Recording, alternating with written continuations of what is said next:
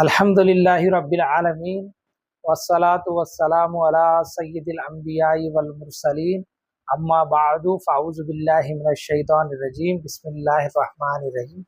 దర్స్ హదీస్ రియాదుస్ సాలిహీన్లో మనం 84 హదీసులు పూర్తి చేసుకున్నాం. 85వ నంబర్ హదీస్ చూద్దాం. ఈ హదీస్ మనకు బాబుల్ ఇస్తిఖామ అంటే ఇస్తిఖామత్ అనేది చాలా విలువైనటువంటి పదం. ఇది ఒక దాని మీద స్థిరంగా ఉండడాన్ని సూచిస్తుంది. అంటే మనం చాలా చూస్తూ ఉంటాం, విశ్వాసంలో కొంతమంది వస్తారు, ఇస్లాంలోకి వస్తారు, విశ్వాసంలో కొన్ని కార్యాలు చేస్తారు. మొదట్లో బాగా ఉత్సాహంగా ఉంటుంది, తర్వాత రాను రాను రాను రాను ఒక్కొక్కటిగా వదిలివేసుకుంటూ వస్తారు. ఆ తర్వాత మొదలు ఎలా ఉన్నారో తర్వాత కూడా అలా అవుతారు.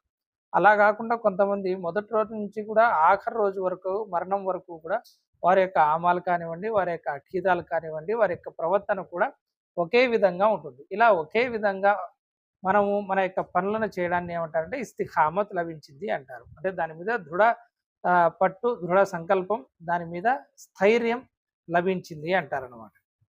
నిలకడ అనొచ్చు, లేదా స్థైర్యం అనొచ్చు. ఈ చాప్టర్లో మనం ఒక హదీస్ను చూద్దాం.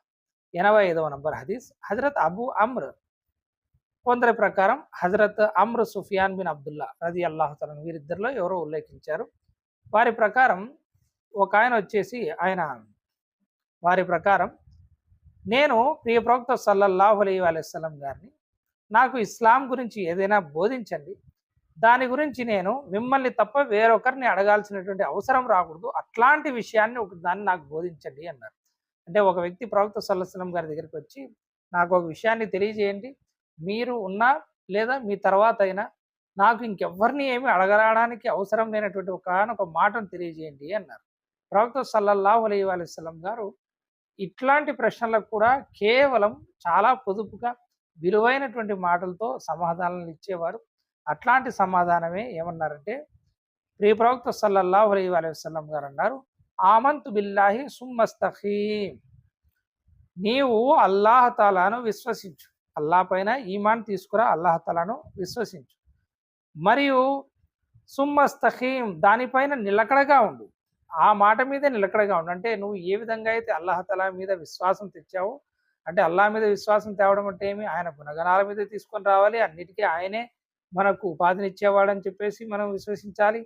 మన యొక్క కష్ట నష్టాలకు అన్నీ అల్లాహ్ తాలా వైపు నుంచే వస్తున్నాయని చెప్పేసి విశ్వసించాలి. మనకు లభించే ఉపాధి ఆయన వైపు నుంచి వస్తుందని విశ్వసించాలి. ఆయన గ్రంథాలను విశ్వసించాలి, ప్రవక్తలను విశ్వసించాలి, ఇంకా మన యొక్క తక్దీర్ని, విధి వ్రాతను విశ్వసించాలి. మంచి చెడులు ఏవైతే అల్లాహ్ తాలా చెప్పాడో వాటిని మంచివైతే చేయాలి, చెడు అయితే మనం వాటి నుంచి